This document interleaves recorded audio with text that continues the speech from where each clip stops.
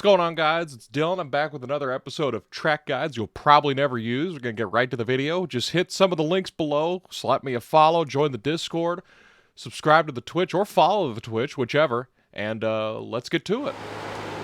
So our first set is the 305 Winged Midget at Rockingham. This one was asked twice, surprisingly. It was asked at two different tracks here, and I believe it was Iowa, but I thought Rockingham would be the most fun because it's the most banking. Surprisingly handled really well on the racetrack. You know, you're able to get down to the bottom. If you put too much steering input in, however, it does tend to swing around, but you're able to do 360, as I did a couple times in practice, and just get the sucker rolling again. But it was a lot of fun, a lot of speed. I imagine it'd be even more fun with the 410 because there's more horsepower, a lot more speed being carried through the car. But it was relatively fun, and I think this has the potential to be a lot of fun if you have a midget league or a 310 league, 305 league. So now we're going to be on board. You know, we're full throttle all the way through. Kind of had to burp the throttle going into the corner just a little bit. That way the car didn't swing around and spin out. But across the start-finish line, it's a very fun racetrack. Wish it was more in official races more often on the iRacing service. Get right down to the yellow line. It surprisingly, again, handles really well for dirt tires being on asphalt. So you head down the back straightaway. Kind of swings around. Wants you to move you to the bottom, but you got to move it back up. Take a wide apex, had to burp it a little bit, had to steer to the right a little bit, got to turn right to turn left, and back onto the front straightaway, and that's a lap at Rockingham in the 305. My best time was a 29.775. If you think you can beat that, then let me know in the comments.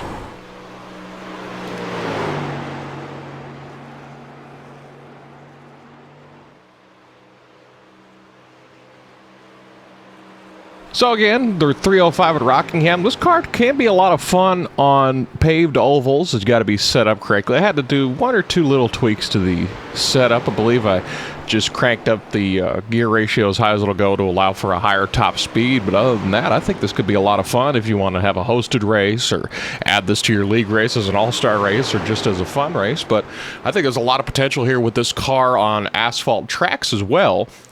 You know, I've driven these before at Martinsville. It's a lot of fun. Of course, Bristol's a lot of fun, paved and dirt. But there is a lot of fun to be had with this car and this track combo. Of course, I don't think it might be too fun at Talladega or Daytona because it would just be too long. But I think an intermediate track like this, or maybe a Kentucky, or maybe like in Atlanta, would be a lot of fun.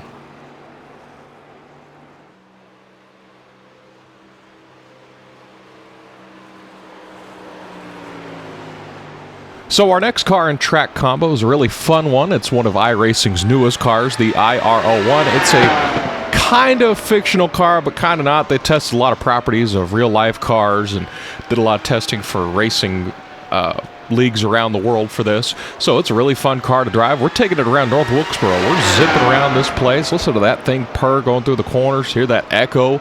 It's a great car to drive. It's a great racetrack to drive. Probably one of the best short tracks on the service, right up there with Nashville and Bristol. It's one of my favorite tracks on here. Of course, the A and B series last week comes here. Of course, you have a lot of series come here. C comes here. Of course, they were at iRacing Super Speedway last week. They were also... The street stocks will come here. The late models were here not too long ago. The super late models were also. So you'll see a lot of different series come to this racetrack, but not necessarily the IR08 or any IndyCar series. You'll see other open wheel series like the SK Modifieds come here, but that's about the only open wheeled action you'll see here.